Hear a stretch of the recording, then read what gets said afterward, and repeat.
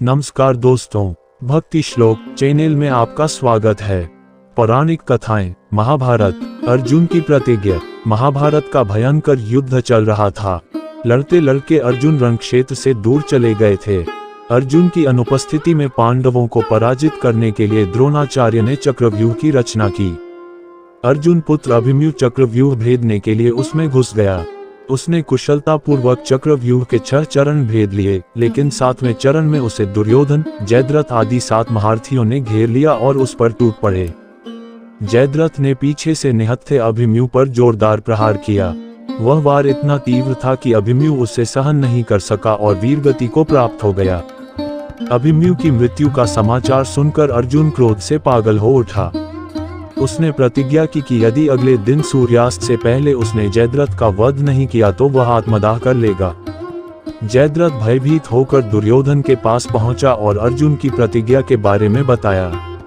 दुर्योधन उसका भय दूर करते हुए बोला, चिंता मत करो मित्र, मैं और सारी कौरव सेना तुम्हारी रक्षा करेंगे। अर्जुन कल तुम तक नहीं पहुंच पाएगा, उसे आत्मदाह करना पड़ेगा। अगले दिन युद्ध शुरू हुआ। अर्जुन की आंखें जयद्रथ को ढूंढ रही थीं, किंतु वह कहीं नहीं मिला। दिन बीतने लगा। धीरे धीरे अर्जुन की निराशा बढ़ती गई। ये देख श्री कृष्ण बोले, पार्थ, समय बीत रहा है और कौरव सेना ने जयद्रथ को रक्षा कवच में घेर रखा है।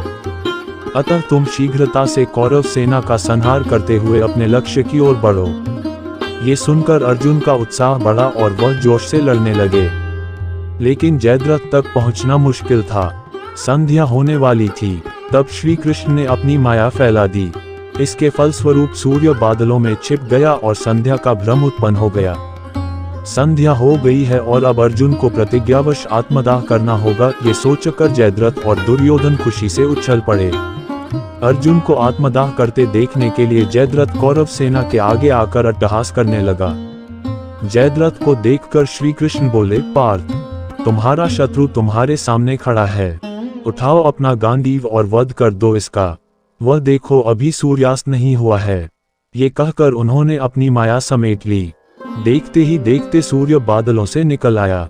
सबकी दृष्टि आसमान की ओर उठ गई। सूर्य अभी भी चमक रहा था।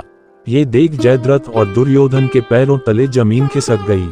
जयद्रथ भागने को हुआ, लेकिन तब तक अर्जुन ने अपना गांडीव उठा लिया था।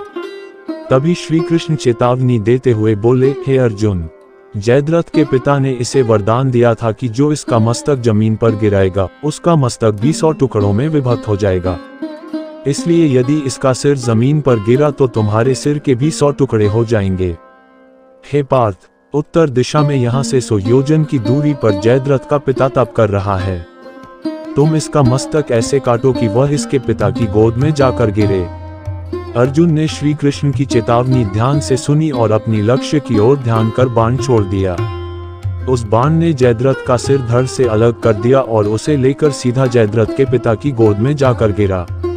जयद्रथ का पिता चौंक कर उठा तो उसकी गोद में से सिर जमीन पर गिर गया।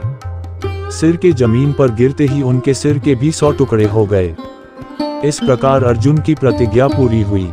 भारतीय पौराणिक इतिहास के कुछ अनसुने तथ्य एवं रोचक जानकारी जानने के लिए अंत तक बने रहें और नेक्स्ट भाग देखने के लिए सब्सक्राइब करें हमारे चैनल को। धन्यवाद।